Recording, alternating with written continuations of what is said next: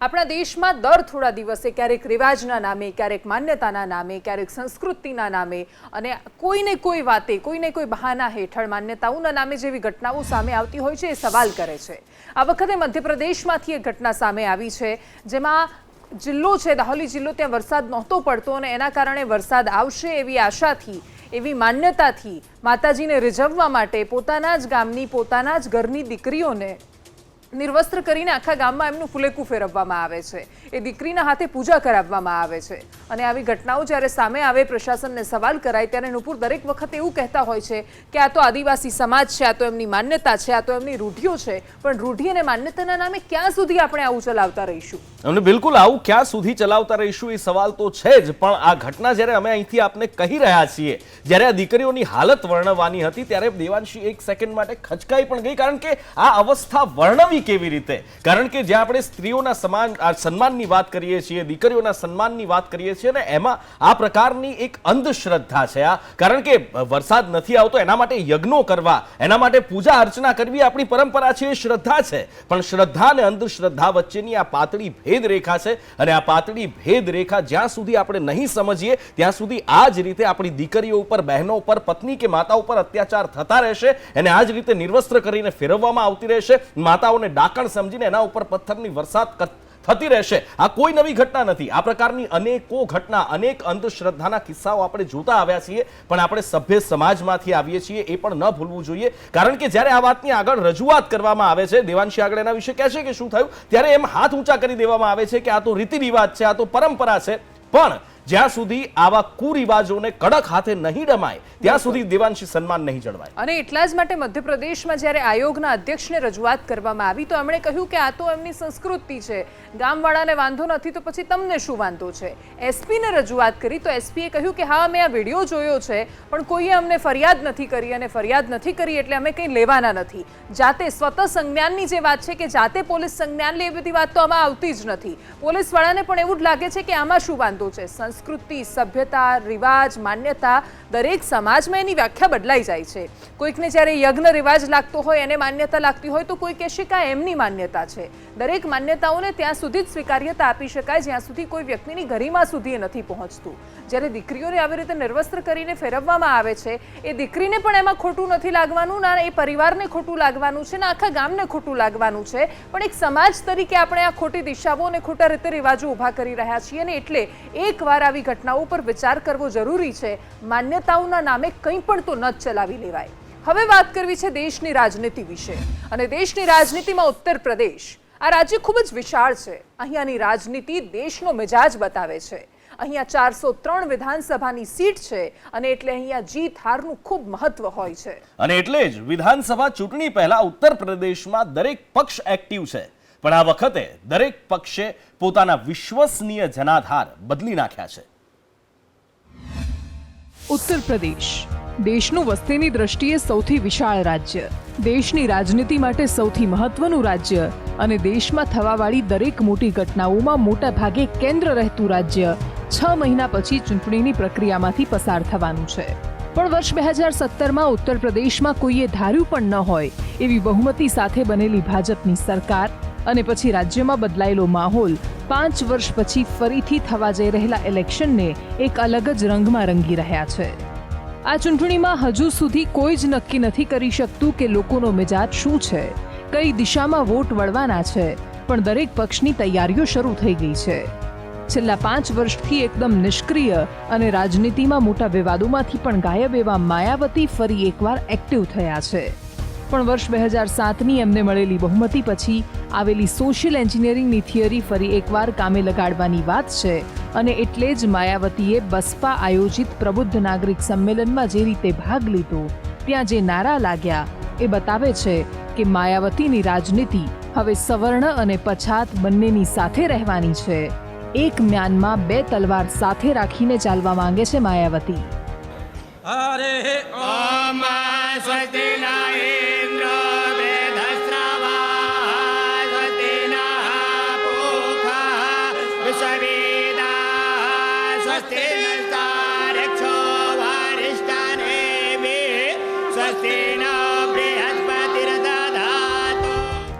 तिलक तराजू और तलवार इनको मारो जूते चार। उत्तर प्रदेशમાં દલિત રાજનીતિની આ માયાવતીએ કરેલી શરૂઆત હતી, પણ હવે પ્રબુદ્ધ નાગરિક સંમેલન બ્રાહ્મણોને કેન્દ્રમાં રાખીને કરાયું। શંખ, ત્રિશૂળ, ચક્ર અને મંત્રોચ્ચારની વચ્ચે હતા માયાવતી। બહુજન સમાજવાદી પાર્ટી હવે બ્રાહ્મણોને કેન્દ્રમાં રાખીને સંમેલનથી શરૂઆત કરી રહી છે પોતાના ચૂંટણી પ્રચારનો, અને આ વખતે નારા लाग्યા છે જય શ્રીરામ, જય પરશુરામ। બસપાનું નવું સૂત્ર પણ ગુંજી ઉઠ્યું હતું સભાખંડમાં, જેમાં કહેવાયું हाथी नहीं गणेश है, ब्रह्मा विष्णु महेश है।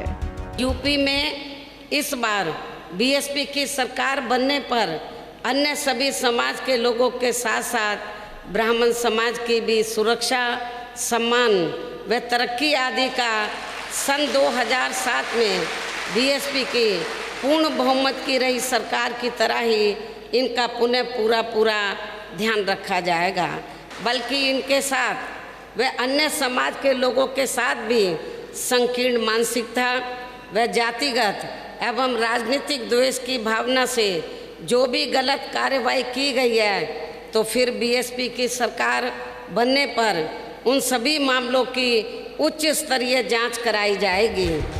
आ उत्तर प्रदेश है। અહીંયા આવા મુદ્દાઓ વોટ અપાવવામાં સૌથી વધારે કારગર સાબિત થતા આવ્યા છે। દરેક પક્ષનો પોતાનો એક સમર્થક વર્ગ છે, અને આ સમર્થકો સૌથી પહેલા હિન્દુ મુસ્લિમ અને પછી સવર્ણ, દલિત, એમાંય પાછી અનેક જાતિઓ, આ યાદવ છે, આ બ્રાહ્મણ છે, આ ઓબીસી છે, એમાં વહેંચાયેલા હોય છે। અને રાજનીતિએ પાડેલા આ ભાગલા લોકોના માનસ પર પણ એટલા જ હાવી થયેલા હોય છે। આ વખતે એમાં અસદુદ્દીન ઓવૈસી પણ જોડાયા છે। ઉત્તર પ્રદેશમાં 100 સીટ પર ચૂંટણી લડવાની એમણે જાહેરાત કરી છે। યુપીની 403 બેઠકમાંથી એવી સીટ પસંદ કરાઈ છે જે મુસ્લિમ બાહુલ્ય ધરાવે છે। પણ આ પ્રચારની શરૂઆતથી જ વિવાદ થયો, કેમ કે ઓવૈસીએ પહેલા સ્થળની પસંદગી કરી અયોધ્યાની રૂદૌલી વિધાનસભા। અયોધ્યા જનપદની 5 વિધાનસભા સીટમાંથી માત્ર આ એક જ એવી છે જ્યાં બહુમતી મુસ્લિમ વોટર છે। પણ ઓવૈસીએ પોતાના નિવેદનથી ભાષણ સુધી અયોધ્યાનું નામ ન લીધું, એને ફૈઝાબાદ તરીકે જ સંબોધ્યું, અને એટલે શરૂ થઈ ગયો વિવાદ। પણ ઓવૈસીનું મિશન સ્પષ્ટ છે। અત્યાર સુધી સપા, કોંગ્રેસ અને બસપામાં વહેંચાતી મુસ્લિમ વોટ બેંકને એક છત્ર નીચે લઈને આવવી છે। हम ये चाहते हैं कि उत्तर प्रदेश में जैसा कि हर समाज, हर बरादरी की एक पॉलिटिकल लीडरशिप है, उनकी एक पहचान है, उनकी एक शनाख्त है, उसी तरह इंशाअल्लाह ताला उत्तर प्रदेश में मुस्लिम अक़लियत की एक इंडिपेंडेंट पॉलिटिकल वॉइस हो, जिसको भारत का संविधान उसकी इजाजत देता है कि हम लोग आने वाले विधानसभा में 100 सीट पर लड़ने की पूरी तैयारी कर रहे हैं। હવે આ રણનીતિની વચ્ચે ભાજપની પાસે હિન્દુ વોટ બેંક પોતાનો જનાધાર છે, પણ હિન્દુઓમાં જાતિની વહેંચણી છે, અને દરેક જાતિના લોકો અલગ અલગ પક્ષને વફાદાર વોટ બેંક મનાય છે। ત્યારે ભાજપને હવે બોનસ વોટર્સ ઊભા કરવા પડે એમ છે, અને એટલે જ યુપીમાં ભાજપ હવે મુસ્લિમ મતદાતાઓને પોતાની તરફ આકર્ષવા માંગે છે, અને એના માટે રણનીતિ પણ તૈયાર છે। ઉત્તર પ્રદેશમાં એક બૂથ 100 વોટની રણનીતિ છે। મુસ્લિમ પ્રબુદ્ધ સંમેલન આખા રાજ્યમાં ભારતીય જનતા પાર્ટી યોજવા જઈ રહી છે, અને દરેક બૂથ પરથી 100 મુસ્લિમ વોટ મેળવવાનો પ્લાન બનાવાશે। મુસ્લિમ સમાજમાં પણ જે પછાત જાતિઓ ગણાય છે, એના પર ભાજપની નજર છે। ઉત્તર પ્રદેશમાં 20% મુસ્લિમ વસ્તી છે, અને કેટલીય સીટ એવી છે જ્યાં મુસ્લિમના મત નિર્ણાયક હોય છે। ભાજપની આ રણનીતિ કામે પણ લાગી શકે છે, કેમ કે હિન્દુની જેમ જ મુસ્લિમ વોટ બેંક પણ યુપીમાં વહેંચાયેલી છે। પહેલા કોંગ્રેસના વફાદાર ગણાતા લોકો પછી સપા તરફ વળ્યા, પછી બીએસપી સાથે પણ જોડાયા, અને હવે એઆઈએમઆઈએમ સાથે મુસ્લિમ જોડાઈ જાય એ પહેલા ભાજપ આ વોટ બેંક તોડવા માંગે છે। યુપી આટલું વિશાળ રાજ્ય હોવા છતાં, દેશને સૌથી વધારે પ્રધાનમંત્રી આપનાર રાજ્ય હોવા છતાં, રાજનીતિ માટે આટલું મહત્વનું રાજ્ય હોવા છતાં પછાતની શ્રેણીમાં કેમ આવે છે? એનું કારણ ઉત્તર પ્રદેશની જાતિ અને ધર્મ કેન્દ્રિત રહેતી આ રાજનીતિ જ છે। અને વર્ષ 2022માં પણ સ્વાસ્થ્ય, શિક્ષણ, જીવન સ્તર જેવા કોઈ જ વિષયો પર ચર્ચા ન રહેતા જાતિ, ધર્મને લોભાવવામાં આવી રહ્યા છે રાજનેતાઓ દ્વારા। બ્યુરો રિપોર્ટ, સંદેશ ન્યૂઝ। ભાજપના કોઈ પણ નિર્ણય માટે, એની હારજીત માટે રણનીતિ આરએસએસ ઘડતું હોય છે, અને આ વખતે આરએસએસ પણ મુસ્લિમ વોટ બેંક તરફ ઝૂકી રહ્યું છે। પહેલા લખનઉ અને હવે મુંબઈમાં મુસ્લિમ સમાજના સંમેલનમાં પહોંચ્યા આરએસએસ વડા મોહન ભાગવત અને ફરી એ જ વાત કરી કે હિન્દુ મુસ્લિમ એક જ પૂર્વજના વંશજ છે. ભારતીય જનતા પાર્ટીની માતૃસંસ્થા અને ચૂંટણી લડવાથી લઈ સરકારની વ્યવસ્થા સુધીની દરેક નીતિઓ નક્કી કરતું રાષ્ટ્રીય સ્વયંસેવક સંઘ છેલ્લા કેટલાય સમયથી પોતાની મૂળભૂત ઓળખથી અલગ રીતે કામ કરવા લાગ્યું છે. કટ્ટર હિન્દુત્વના જનક રાજનેતાઓ અને સેનાનીઓ જે સંસ્થાના પાયામાં રહ્યા છે, હિન્દુની સામે મુસ્લિમની રાજનીતિ જે સંગઠનની દેન છે, કટ્ટર હિન્દુત્વને માનવાવાળા લોકો મોટાભાગે આરએસએસના સમર્થક હોય છે, એવા સંઘના વડા સુપ્રીમો છેલ્લા કેટલાય સમયથી જાણે મુસ્લિમ વોટ બેંક ઊભી કરવા અને સોફ્ટ હિન્દુત્વ તરફ વળવાની તૈયારીમાં હોય એવું લાગી રહ્યું છે. ફરી એકવાર મુસ્લિમ પ્રબુદ્ધ નાગરિક સંમેલનમાં પહોંચ્યા હતા આરએસએસ ચીફ મોહન ભાગવત અને આ વખતે પણ તેમણે હિન્દુ મુસ્લિમ સમાન વંશજના સંતાન હોવાની વાત કહી. हम भारत के हैं, हम भारत माता के पुत्र हैं, हम समान पूर्वजों के वंशज हैं, हम सबको स्वीकार करने वाली उदार भारतीय संस्कृति के वंशज हैं, विरासतदार हैं. अपने जीवन से उसको बढ़ाना, भारत को बड़ा करते हुए सारी दुनिया को सुख शांति देना, ये हमारा जीवन कार्य है. પણ માત્ર આટલી જ વાત મોહન ભાગવતે નહોતી કરી. તેમણે અંગ્રેજોના ષડયંત્રની વાત કરી કે હિન્દુ મુસ્લિમ વચ્ચે આટલી નફરત અંગ્રેજોએ જ ઊભી કરી હતી અને એના જ કારણે મુસ્લિમ દેશ છોડીને ગયા. अंग्रेजों ने मुसलमानों को बताया कि हिंदुओं के साथ रहोगे तुमको कुछ नहीं मिलने वाला. डेमोक्रेसी में मेजॉरिटी का चलता है, वही चुन के आएंगे, वही बनेंगे, तुम बन ही नहीं सकते, अलग मांगो. और इतना बड़ा ये हिंदुओं का तत्वजाल है, उसमें तुम्हारा इस्लाम चलेगा. गया क्या? जब से आए भारत में तब से यहाँ है. गया? भारत स्वतंत्र होने के बाद गया? नहीं गया. सब पदों पर मुसलमान जा सकते हैं, गए, जाते हैं. ये वहां उत्पन्न कर दिया और हिंदुओं को बता दिया कि बड़ा कट्टर है. इनके इसमें बताया है कि मारो और देखो मारो. इधर भड़काया उधर भड़काया, दोनों में झगड़ा लगा. પણ આરએસએસ પ્રમુખના એક પછી એક આવતા નિવેદનો પર અસદુદ્દીન ઓવૈસીએ વળતો જવાબ આપ્યો અને આ નીતિ પર પ્રહાર કર્યા. कि ये गोल मोल की बात हमेशा भगवत करते हैं. कभी बोले डीएनए हमारा एक है, लिंचिंग करने वाला गलत है. ये एक ही सांस में ये तो हमेशा रंग बदलते रहते हैं ना अपना. कभी एक बात बोलते हैं, कभी एक बात बोलते हैं. ये तमाम के तमाम संघी लोग जो होते हैं वो हिस्ट्री के बड़े वीक होते हैं. हिस्ट्री अगर पढ़ लेते तो मालूम होता कि वेस्ट कोस्ट पर इस्लाम पहले आया, इन्वेडर से नहीं आया. मोहन भागवत को जो पहली कॉन्स्टिट्यूशन की किताब बनी गई थी, जो आज भी लोकसभा पार्लियामेंट में है, उसमें मुगल बादशाह अकबर की फोटो है, टीपू सुल्तान की है. संविधान बनाने वालों ने उनकी तस्वीर डाली. उसके ऊपर क्या कहेंगे वो? આરએસએસનું આ પ્રકારે વારંવાર મુસ્લિમ સંમેલનમાં જઈને સંભાવની વાત કરવું જ બતાવે છે કે હવે ભાજપ દેશમાં સત્તામાં આવ્યા પછી અને ફરીથી ઉત્તર પ્રદેશમાં ચૂંટણી આવી રહી છે ત્યારે માત્ર હિન્દુ વોટ બેંકના આધારે ચાલવામાં નથી માની રહ્યું. સોફ્ટ હિન્દુત્વના નામે બિન સાંપ્રદાયિક વાતો કરીને મુસ્લિમના એક વર્ગને આકર્ષવાની કોશિશ થઈ રહી છે. બ્યુરો રિપોર્ટ, સંદેશ ન્યૂઝ. અને હરિયાણાના કરનાલનું વાતાવરણ આજે તંગ હતું. પોલીસની 40 ટુકડી તૈનાત હતી, ઇન્ટરનેટ બંધ હતું, કારણ કે આજે ખેડૂતોની મહાપંચાયતનું ત્યાં આયોજન હતું. આ મહાપંચાયતથી ખેડૂતોએ જાણે સરકારને ફરી એકવાર સંદેશ આપ્યો છે કે ખેડૂતો હવે કોઈ પણ સંજોગોમાં લડી લેવાના મૂડમાં છે. એક અઠવાડિયામાં બીજી ખેડૂત મહાપંચાયત થઈ અને આ વખતે સ્થળ હતું હરિયાણાનું કરનાલ. એ કરનાલ જ્યાં હજુ એક અઠવાડિયા પહેલા જ ખેડૂતો પર પોલીસે લાઠીચાર્જ કર્યો હતો. ટોલ પ્લાઝા પર આંદોલન કરવા નીકળેલા ખેડૂતો પર જે રીતે લાઠીચાર્જ થયો, ખેડૂતો ઘાયલ થયા અને પછી એસડીએમ આયુષ સિન્હાનો એક વિડીયો સામે આવ્યો જેમાં અધિકારી ખેડૂતોના માથા ફોડી નાખજો, લાકડીથી મારજો એવા આદેશ આપતા નજરે પડ્યા હતા. ત્યારથી ખેડૂતનો આક્રોશ ચરમ પર હતો અને હવે મુઝફ્ફરનગરમાં મળેલા ખેડૂત આંદોલન પછી હરિયાણાના કરનાલમાં મહાપંચાયતનું આયોજન કરવામાં આવ્યું. વિરોધ પ્રદર્શન રાખવાનું મુખ્ય કારણ હતું પ્રશાસનનો ખેડૂત સાથે કરેલો વ્યવહાર.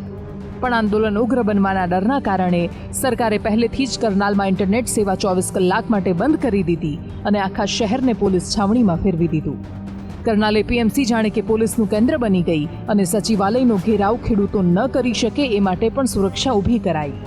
પણ આ સંમેલન પહેલા હરિયાણા સરકારના મંત્રી અનિલ વિજે કહ્યું કે આંદોલનથી એમને વાંધો નથી, પણ શાંતિથી થવું જોઈએ.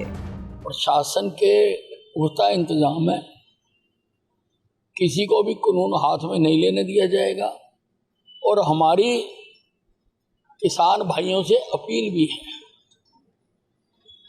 कि वो अपनी जनसभा करना चाहते हैं करें, लेकिन शांतिपूर्ण तरीके से करें. अपने लोगों को भी समझाएं कि शांति बनी रहनी चाहिए. आम आदमी की जो स्वतंत्रता है वो किसी भी हालत में अवरुद्ध नहीं होनी चाहिए. એક બાજુ મંત્રીનું આ નિવેદન હતું, બીજી બાજુ ખેડૂતો પોતાની માંગ પર અટલ હતા.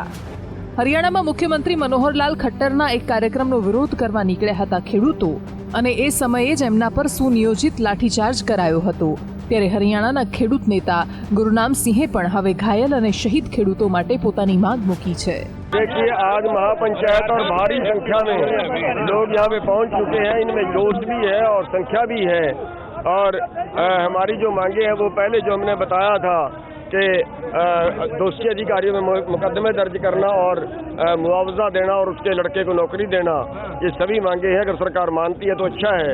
કરનાલની આ મહાપંચાયતનો મુખ્ય હેતુ હરિયાણામાં પ્રશાસન સાથે વાત કરવાનો છે, પણ હરિયાણામાં એપીએમસી સુધી પહોંચવાના રસ્તાઓ બંધ હતા અને જે રીતે વ્યવસ્થા ઊભી કરાઈ એનાથી ખેડૂત નેતા રાકેશ ટિકैते પણ તંત્ર પર પ્રહાર કર્યા. प्रशासन क्या कोई एडवाइजरी बॉडी का मेंबर है क्या? प्रशासन के हमको कहाँ ले जाएगा? प्रशासन ले जाएगा. ये तो किसान जाएगा भाई. प्रशासन ने कहा है अच्छा, इसको जेल बना दो प्रशासन, हमारे खाने पीने का इंतजाम करो, इसी को जेल बना दो ना, जेल डिक्लेयर कर दो इसको. ખેડૂતોની માંગ સ્પષ્ટ છે. કરનાલના એસડીએમ આયુષ સિન્હાની માત્ર ટ્રાન્સફરથી એમને સંતોષ નથી, એ હજુ કડક કાર્યવાહીની માંગ કરી રહ્યા છે. આ આંદોલન 3 કાનૂન રદ કરવા માટે નહીં, પણ વિરોધ દરમિયાન ખેડૂતોને થતી હેરાનગતિને લઈને છે. આક્રમક ખેડૂતો હવે પોતાની દરેક વાત આક્રમકતાની સાથે જ સરકાર સુધી પહોંચાડી રહ્યા છે. મુઝફ્ફરનગર હોય કે હરિયાણાનું કરનાલ, દરેક જગ્યાએ ભેગી થતી ખેડૂતોની ભીડ દિશા સૂચવી જાય છે. બ્યુરો રિપોર્ટ, સંદેશ ન્યૂઝ. રાજનીતિમાં ગાયનો સૌથી વધારે ઉપયોગ થાય છે. દર થોડા દિવસે કોઈને કોઈ રાજનેતા સામે આવી ગાયનું મહત્વ સમજાવે છે. પણ ગુજરાતમાં છેલ્લા 7 વર્ષમાં ગાયોની સંખ્યામાં લાખોનો ઘટાડો થયો છે. ભારત સરકારની કરેલી વસ્તી ગણતરી જ બતાવે છે કે લોકો હવે ગાયને રાખવા તૈયાર નથી, કારણ કે એમાં એમને વધારે ફાયદો નથી મળતો. દેશમાં ગાય માતાના નામે રાજનીતિ શરૂ થઈ છે અને છેલ્લા કેટલાય સમયથી ગાયના નામે વોટ લેવો એ રાજનીતિનો ટ્રેન્ડ બની રહ્યો છે. ત્યારે એક અહેવાલમાં સામે આવેલા આંકડા જોઈને એક સવાલ થાય કે ગાય માતાના નામે માત્ર વાતો થાય છે, પણ છેલ્લે મહત્વ તો જ્યાં ફાયદો દેખાય ત્યાં જ અપાય છે. કેન્દ્ર સરકારે વર્ષ 2019માં ગાય અને ભેંસની વસ્તી ગણતરી કરી હતી. તેમાં જે આંકડા આવ્યા એ દર્શાવે છે કે ગુજરાતમાં ગાયનો રાજનીતિમાં ઉપયોગ વધી રહ્યો છે, પણ ગાયની સંખ્યા જમીન પર ઘટી રહી છે. વર્ષ 2012માં ગુજરાતમાં 99,83,953 ગાય હતી, પણ વર્ષ 2019માં આ સંખ્યા ઘટીને 96,33,637 થઈ ગઈ. 7 વર્ષમાં 3.5 લાખ ગાયની સંખ્યા ઘટી ગઈ છે. સામે ભેંસની સંખ્યામાં વધારો થયો છે. વર્ષ 2019માં ભેંસની સંખ્યા હતી 1,05,43,250. આખા દેશમાં ગાયની સંખ્યામાં નજીવો વધારો થયો છે. સૌથી વધારે ગાય પશ્ચિમ બંગાળ રાજ્યમાં છે અને પછી ઉત્તર પ્રદેશ, મધ્યપ્રદેશ, બિહાર અને મહારાષ્ટ્ર પણ ટોપ 5માં આવે છે. આખા દેશમાં પણ સરખામણીએ ભેંસની સંખ્યામાં તો વધારો જ થયો છે. પણ ગુજરાતમાં આ સ્થિતિ કેમ છે એ સવાલ અમે પાંજરાપોળ સંચાલકને કર્યો. ગાય રાખતા હોય એવા લોકોને કર્યો તો એમના જવાબ સ્પષ્ટ હતા. હવે દરેક લોકો માટે કમાણી મહત્વની છે. આજે લોકો પોતાના આર્થિક ફાયદાને મહત્વ આપી અને પ્રાચીન સંસ્કૃતિને ભૂલ્યા છે. પરિણામે ગાયોની સંખ્યા ઘટતી ગઈ છે. ગાય આર્થિક રીતે ઓછું ઉપાર્જન આપે છે, એની કમ્પેરિઝનમાં ભેંસ વધુ દૂધ આપે છે અને તેના કારણોસર ગાયો યા તો રસ્તા પર છોડવામાં આવે છે, યા તો એને કતલખાને ગેરકાયદેસર રીતે મોકલવામાં આવે છે, યા તો પછી અમારા જેવી પાંજરાપોળોમાં તેને મોકલવામાં આવે છે. કારણ એ છે કે એનું દૂધનું ઉત્પાદન બહુ ઓછું છે અને ખર્ચો વધારે છે. ખેડૂત કોમર્શિયલ થઈ ગયો એટલે ગાયોનું ભારણ અમને ભારે પડે છે. સરકાર તરફથી અમને કોઈ સહાય નથી મળતી અને સરકાર સહાય આપે તો લોકોને ગાયો રાખવી છે, એક બે રાખવી છે, પણ સરકાર આમાં નિષ્ક્રિય છે. કોઈ પણ પશુપાલક માટે ગાય હોય કે ભેંસ એ એની આજીવિકાનું સાધન છે. ઘાસચારાના ભાવ પણ અત્યારે એટલા જ વધી રહ્યા છે, ત્યારે સમાન ખર્ચમાં ગાય રાખવાથી ખર્ચો પણ નથી નીકળી શકતો અને પશુપાલન એ આખરે તો વ્યવસાય છે. ગાયના દૂધમાં ભેંસની સરખામણીએ ફેટ ઓછા આવે છે અને એટલે ભાવ પણ ઓછો મળે છે. પણ જે ગાયના નામે આટલી રાજનીતિ થાય છે એના સંવર્ધન માટે કેમ કોઈ પ્રયાસ નથી થતો અથવા એના દૂધને યોગ્ય ભાવ કેમ નથી મળતો એ સવાલ છે. ગાયને રાષ્ટ્રમાતા જાહેર તો કરવી છે, એના નામે વોટ તો જોઈએ છે, પણ એને સાચવવા કેમ કોઈ તૈયાર નથી. ગાય આપણી માતા છે, પણ છેલ્લે ભેંસ જ રાજા છે, કેમ કે એ વધારે કમાઈને આપે છે. બ્યુરો રિપોર્ટ, સંદેશ ન્યૂઝ. પહાડી રાજ્યોમાં વરસાદ આફત લઈને આવ્યો છે. ઉત્તરાખંડથી દરરોજ સામે આવતા દ્રશ્યો રાજ્યમાં ફેલાયેલી ભયાનકતા દર્શાવે છે. આ વખતે ટિહરી અને ચમોલીમાંથી ભૂસ્ખલનના જે દ્રશ્યો સામે આવ્યા એ ડરાવનારા છે. ઉત્તરાખંડમાં વરસી રહેલા વરસાદની અલગ જ તસવીરો છે. વરસાદના કારણે નદીઓ ઉફાન પર છે, જળસ્તર વધી રહ્યું છે, પૂર જેવી સ્થિતિનું નિર્માણ થાય છે અને બીજી બાજુ પહાડો ધસી પડવા, ભૂસ્ખલન આવી ઘટનાઓ વધી રહી છે. સોમવારે ઉત્તરાખંડના ટિહરીમાં રસ્તા પર અચાનક પર્વત પરથી મોટા પથ્થરો અચાનક પડવા લાગ્યા. એ જ સમયે બે યુવક ત્યાંથી સ્કૂટી પર સવાર થઈને પસાર થઈ રહ્યા હતા. સદનસીબે તેઓ કાટમાળની ઝપેટમાં આવવાથી માંડ બચી ગયા. આ ઘટના ઋષિકેશ ગંગોત્રી રાષ્ટ્રીય ધોરીમાર્ગ પર ચંબાથી 15 કિલોમીટર દૂર એક પેટ્રોલ પંપ પાસે બની હતી. પર્વત પરથી મોટા પથ્થર પડવાના કારણે 12:30 વાગે હાઈવે પણ બંધ કરી દેવાયો, જેના કારણે બંને બાજુ વાહનોની લાંબી કતારો લાગી. ઉત્તરાખંડના દહેરાદૂનમાં એક પુલ તૂટી પડ્યો. આ નિર્માણાધીન બ્રિજ હતો અને તૂટી પડતા જ સામાન વિખેરાઈને નદીમાં વહેવા લાગ્યો. ટિહરીમાંથી દ્રશ્યો વધારે ભયાનક સામે આવ્યા છે. ઉત્તરાખંડનું ચમોલી હોય કે રુદ્રપ્રયાગ, દરેક જગ્યાએ આ જ સ્થિતિ છે. રુદ્રપ્રયાગમાં તો જેસીબી કાટમાળ હટાવવાનું કામ કરતું હતું, પણ જેસીબી જ ફસાઈ જતા કામ અટકી પડ્યું.